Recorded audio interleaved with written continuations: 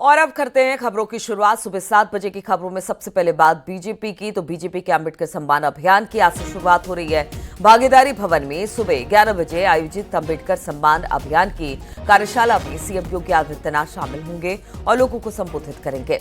Uttar Pradesh BJP Bharat Ratna doctor Bhimrao Ambedkar सम्मान अभियान 13 से 25 अप्रैल तक चलेगा।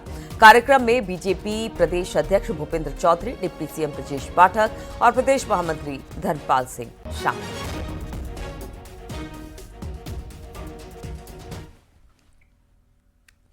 बीजेपी अंबेडकर जयंती के मौके पर दलित वोटर्स को साधने के लिए एक बड़ा अभियान चलाएगी, जिसमें बाबा साहब के राष्ट्रवाद को घर घर पहुंचाने की मुहिम के साथ मैराथन दौड़, गोष्ठी, वर्कशॉप आयोजित किए जाएंगे।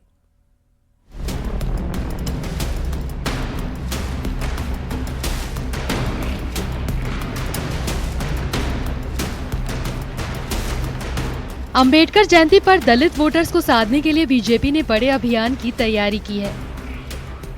इस अभियान के तहत वर्कशॉप, मैराथन दौड़, विचार गोष्ठी और डॉक्टर अंबेडकर की मूर्ति स्थलों की सफाई की जाएगी। इसे लेकर सीएम योगी ने डॉक्टर अंबेडकर मैराथन की टी-शर्ट भी लॉन्च की। यूपी में दलितों को साधने के लिए भारतीय जनता पार्टी अंबेडकर जयंती पर अंबेडकर सम्मान अभियान शुरू करने जा रही है। इस अभियान के तहत भारतीय जनता पार्टी कल एक बड़ी कार्यशाला करेगी। इसका उद्घाटन मुख्यमंत्री योगी आदित्यनाथ करेंगे। महामंत्री संगठन धर्मपाल, भारतीय जनता पार्टी के प्रदेश के अध्यक्ष भूपेंद्र चौधरी समेत दोनों डिप्टी सीएम यानी कि पूरी भारतीय जनता पार्टी संगठन और सरकार इस अभियान में जुटेगा। इस अभियान में बीजेपी के तमाम दिग्गज नेता हिस्सा लेंगे। प्रदेश के अलग अलग शहरों और कस्बों में इस अभियान के तहत कार्यक्रमों का आयोजन किया जाएगा। एक भारत समरस भारत आने वाले 13 अप्रैल सुबह 6 बजे बाबा भीमराव अंबेडकर जी के जयंती के पावन पर्व के उपलक्ष्य में एक वृहद मैराथन का आयोजन लखनऊ की इस धरती पर किया जा रहा है।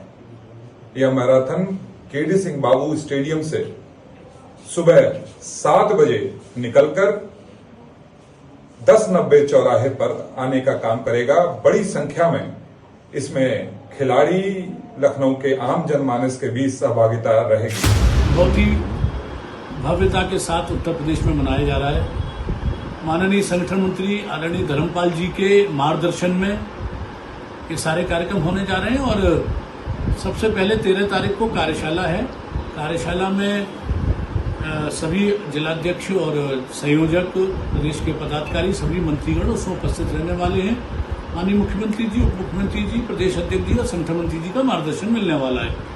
साथ ही साथ 13 तारीख को ही पूरे प्रदेश में हम लोगों ने बाबा साहब की सभी मूर्तियों पर, जो बहुत बड़ी संख्या में है, उस पर साज सज्जा, वहाँ की स्वच्छता और शाम को दीप प्रज्वलन का कार्यक्रम रहने वाला है। बीजेपी ने इस अभियान की कमान दलित नेताओं के हाथ में ही सौंपी है। अंबेडकर जयंती को लेकर अभियान में बीजेपी बाबा साहेब के राष्ट्रवाद को घर घर तक पहुंचाने की मुहिम चलाएगी। Bureau report, news 18।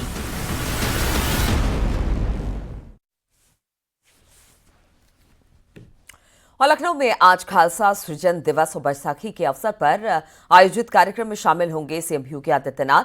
दोपहर 12 बजे गुरुद्वारा नाका हिंडोला में आयोजित होगा कार्यक्रम, जिसमें मुख्यमंत्री योगी आदित्यनाथ शामिल होने वाले हैं। आज बैसाखी का मौका है और इसी के कार्यक्रम में नाका हिंडोला में पहुंचेंगे मुख्यमंत्री योगी।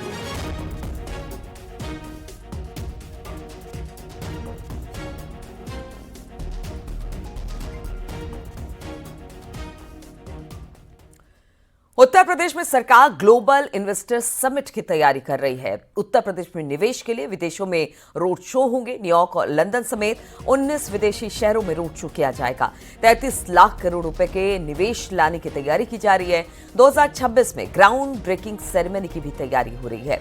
2500 परियोजनाओं को जमीन पर सरकार उतारने में जुटी हुई है।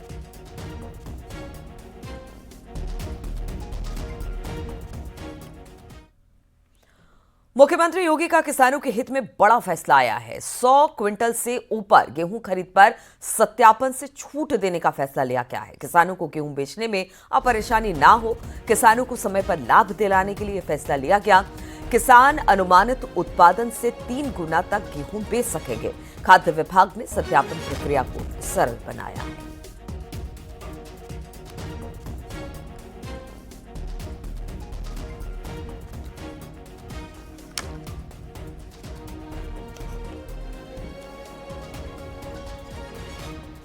रामजीलाल सुमन के खिलाफ करणी सेना के प्रदर्शन पर अखिलेश यादव ने निशाना साधा। उन्होंने कहा कि करणी सेना कोई सेना नहीं है, बल्कि बीजेपी की सेना है। मुझे पूरा भरोसा है कि प्रशासन रामजीलाल सुमन जी के सम्मान और रामजीलाल सुमन जी के ऊपर किसी तरह का अपमान का व्यवहार नहीं कर पाएंगे। और अगर अभी भी सरकार ने खुली छूट दे रखी है तो सरकार इसके लिए जिम्मेदार है। आगरा में आज करणी सेना ये कोई सेना नहीं है, ये भारतीय जनता पार्टी की सेना है।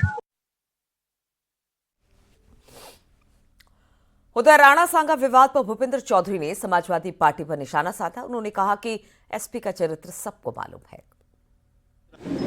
आपने समाजवादी पार्टी का जिस प्रकार से चरित्र आपने देखा, चाहे स्वामी प्रसाद मौर्य जी के बयान हो या उनके नेताओं के बारे में, सनातन संस्कृति के बारे में, हमारी परंपरा के बारे में या हमारे मठ मंदिरों के बारे में जिस प्रकार की उनकी सोच है, वो कहीं ना कहीं इस प्रकार के बयानों से प्रदर्शित होती है। जहाँ तक राणा सांगा जी का विषय है, वो हमारे राष्ट्र नायक है। राष्ट्र नायकों को अपमान करने का अधिकार किसी को नहीं। अगर किसी ने भेदभाव किया है तो आप समाजवादी पार्टी का पूरा ट्रैक रिकॉर्ड लीजिए। डॉक्टर अंबेडकर जी के बारे में आजम खां और समाजवादी पार्टी के लोग किस प्रकार के बयान देते थे। कन्नौज में किस प्रकार से जो डॉक्टर भीमराव अंबेडकर जी के नाम से मेडिकल कॉलेज था, उसका नाम बदलने का काम। जिलों में जिस प्रकार से जो हमारे दलित महापुरुषों की पहचान मिटाने का काम हमेशा समाजवादी पार्टी ने किया। आगरा से खबर लेते हैं, जहां पर करणी सेना की रैली पर रामजी लाल सुमन का बयान भी सामने आया। हमारे देश में रोज सम्मेलन होते हैं, रामजी लाल सम्मेलन की एक मर्यादा होती है। उन्होंने कहा कि सम्मेलन में तलवारें डंडे दिखाए जाते हैं, इससे प्रशासन को सबक लेना चाहिए। तो इस तरह के बयान रामजी लाल सुमन की तरफ से। कल जिस तरह से करणी सेना का रक्त स्वाभिमान रैली थी, उसी के बाद ये बयान सामने आया।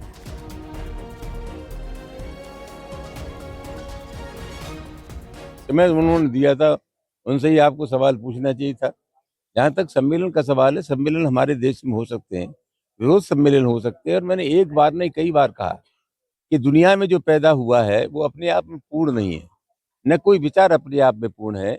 हमारी राय से लोग इत्तेफाक नहीं करेंगे, ऐसा मैं मानता हूँ। कुछ लोग हमारी राय के हो सकते हैं और कुछ लोग हमारी राय के नहीं हो सकते। तो जनतंत्र में हमें विरोध करने का अधिकार है, लेकिन उसकी एक मर्यादा भी है। जनतंत्र संविधान की सीमाओं के अंदर होना चाहिए, कानून के अंदर होना चाहिए। और मैं समझता हूँ जो हालात पैदा हो रहे हैं, जिस तरह से लोग विरोध कर रहे हैं, ये तो अराजकता है, गैर कानूनी है और हिंसा को बढ़ावा देना है। प्रशासन को सबक सीखना चाहिए। प्रशासन ने सशर्त अनुमति दी थी कार्यक्रम करने की, और कार्यक्रम करने के लिए जो शर्तें थी उनका पालन नहीं हुआ। प्रशासन को उसका संज्ञान लेकर के प्रभावी कार्रवाई करनी चाहिए। राजीव गांधी ग्रामीण विद्युतीकरण योजना में 1600 करोड़ रुपए के घोटाले में एफआईआर दर्ज हुई है। एक एक्सेन, 2 एसडीओ और 12 जूनियर इंजीनियर समेत निजी कंपनी के अधिकारी के खिलाफ भ्रष्टाचार, गबन और आपराधिक साजिश की एफआईआर दर्ज की गई है। विजिलेंस की जांच में बहराइच और श्रावस्ती में घोटाला सामने आया था। आपको बता दें कि 2005-06 में राजीव गांधी ग्रामीण विद्युतीकरण योजना में हुए 1600 करोड़ रुपए के घोटाले से मामला जुड़ा हुआ है। इस मामले में 31 अगस्त 2017 को शासन ने विजिलेंस को खुली जांच के आदेश दिए। विजिलेंस ने जांच रिपोर्ट शासन को भेज दी थी।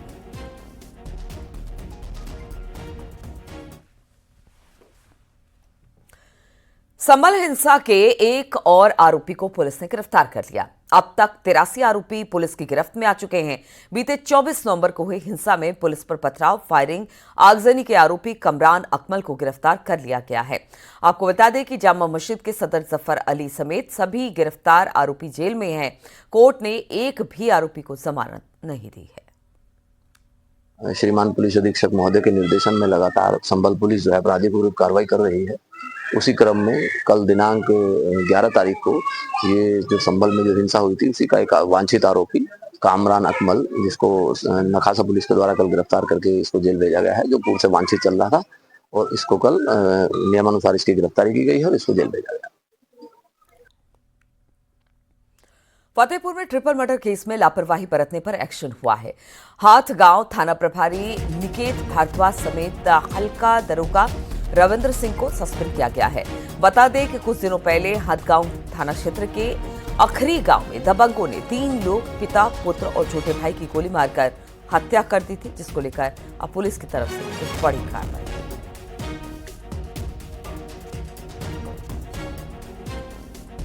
बरेली में कलयुगी बेटे ने अपने पिता की बेरहमी से गला काटकर हत्या कर दी। प्रॉपर्टी का बंटवारा न होने पर नाराज बेटे ने पिता को मौत के घाट उतार दिया। सूचना के बाद मौके पर पहुंची पुलिस ने आरोपी बेटे को हिरासत में लिया। मामला नवाबगंज कोतवाली के इनायतपुर गांव का है। छत्रपाल, जो कि शराब के नशे में था, पिता लालाराम पर हाशिया चला दिया, जिससे लालाराम के गर्दन पर चोट आई, जिसकी हॉस्पिटल ले जाते समय रास्ते में मृत्यु हो गई। मृतक के शव को पुलिस द्वारा कब्जे में लेकर पोस्टमार्टम की कार्रवाई की गई।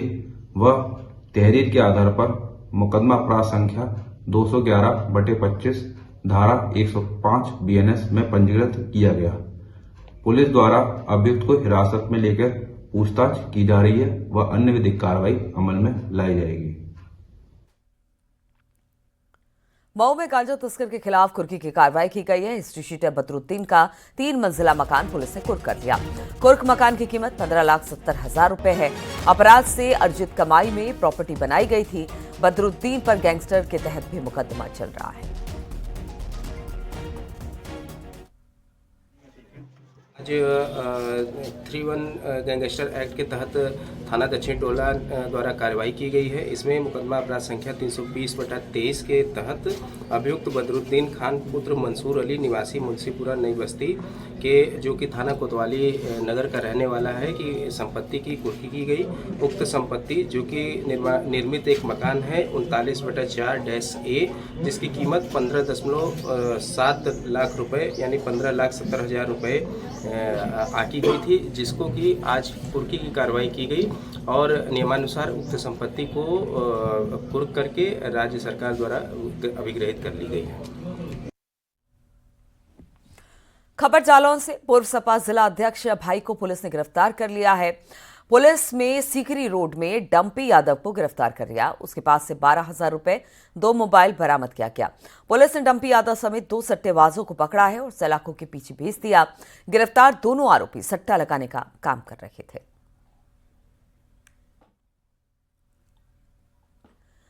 बुलंदशहर में पुलिस ज्वेलरी शॉप में लूट का खुलासा किया है। पुलिस ने 6 लुटेरों को गिरफ्तार किया। आरोपियों के पास से तमंचा, 5 चाकू, 2 बाइक, चांदी के जेवर और कैश बरामद किए गए हैं। कुछ दिन पहले जहांगीराबाद इलाके में ज्वेलरी शॉप में लूटपाट की थी, जिसकी वजह से इनकी तलाश कब से की जा रही थी। अब ये पुलिस के हाथे चढ़ गए हैं। आज दिनांक 12 अप्रैल को थाना जहांगीराबाद पुलिस के द्वारा साखनी निवासी 6 युवकों को गिरफ्तार किया गया है, जिनके कब्जे से 2 बाइक स्प्लेंडर, 1 अवैध तमंचा, 2 कारतूस, 5 चाकू व 3 मोबाइल फोन बरामद हुए हैं एवं 12,000 रुपए बरामद हुए हैं। खबर गाजीपुर से लेते हैं, जहां पर पिता ने अपनी 4 साल की बेटी के साथ रेप किया। घिनौनी हरकत के बाद आरोपी पिता फरार हो गया। बेटी की खराब हालत को देखते हुए मां ने पुलिस को इस बात की सूचना दी। पीड़िता की मां की शिकायत पर पुलिस ने केस दर्ज किया। बच्ची का अस्पताल में इस वक्त इलाज जारी है और हैवान पिता की तलाश जारी है। सर, वो मामला हमारे पास ट्रॉमा सेंटर से रेफर होकर आया था, जिसको कि महिला अस्पताल में भर्ती कर लिया गया है और उसकी प्राथमिक जांच के बाद उसका इलाज भी शुरू कर दिया गया है। ब्लीडिंग नहीं हो रही है। 4 साल की बच्ची है, उसको पहले ब्लीडिंग हो रही थी, उसका भी दवाई लगा दिया गया है, एंटीबायोटिक दे दिया गया है और अभी एक सर्जन को भी बोला गया है कि उसका ओपिनियन दे, जिसका कि अभी कोई मेरे पास अभी कोई सूचना नहीं मिली कि सर्जन ने देखे क्या ओपिनियन दिया है। झांसी और बरेली में संपत्ति विवाद में कानून से खिलवाड़ की खबरें सामने आई। झांसी में संपत्ति के बंटवारे को लेकर विवाद में हवाई फायरिंग की गई। एक भाई ने अपने भाइयों पर संपत्ति बंटवारे में बेईमानी का आरोप लगाते हुए उन्हें डराने के लिए हवाई फायरिंग की, तो सीपरी थाना बाजार क्षेत्र के अंतर्गत भोजला गांव की ये वारदात है। फायरिंग की वारदात घर के बाहर लगे सीसीटीवी कैमरे में कैद हो गई। उधर बरेली में बेटे ने पिता की गर्दन काटकर हत्या कर दी। संपत्ति का बंटवारा इस घटना की वजह से बनी है। आरोप के मुताबिक बेटा आए दिन शराब पीकर पिता से झगड़ा किया करता था। हत्या के बाद आरोपी मौके से फरार है। पुलिस ने शव को कब्जे में लेकर पोस्टमार्टम के लिए भेज दिया है।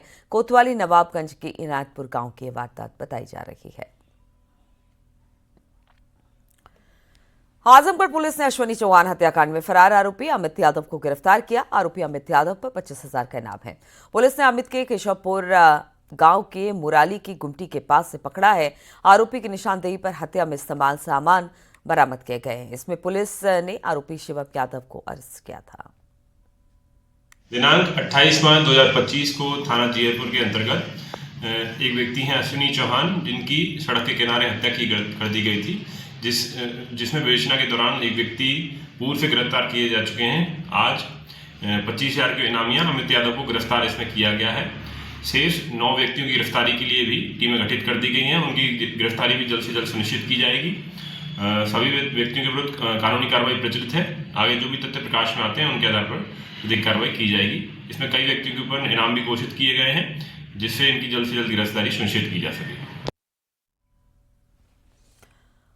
अलीगढ़ में माहौल खराब करने की कोशिश की गई। कुछ अराजक तत्वों ने माहौल बिगाड़ने का प्रयास किया। सूचना के बाद पुलिस फोर्स पहुंची। मामला रसूलपुर नंदलाल गांव का है। फिलहाल हालात इस वक्त काबू में हैं।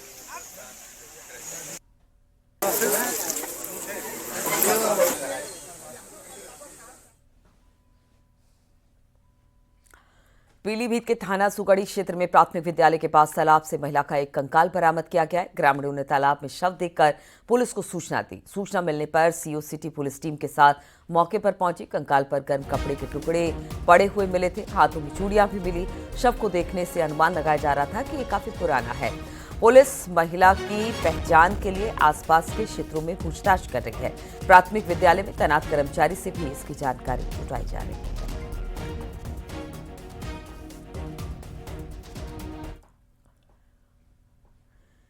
एटा के जलेसर में जिला प्रशासन ने बड़ी कार्रवाई की है। हाथरस बस स्टैंड के सामने एक सोडा फैक्ट्री पर छापेमारी में भारी मात्रा में पोटेशियम नाइट्रेट बरामद किया गया। विस्फोटक बनाने में इस्तेमाल होने वाला खतरनाक केमिकल।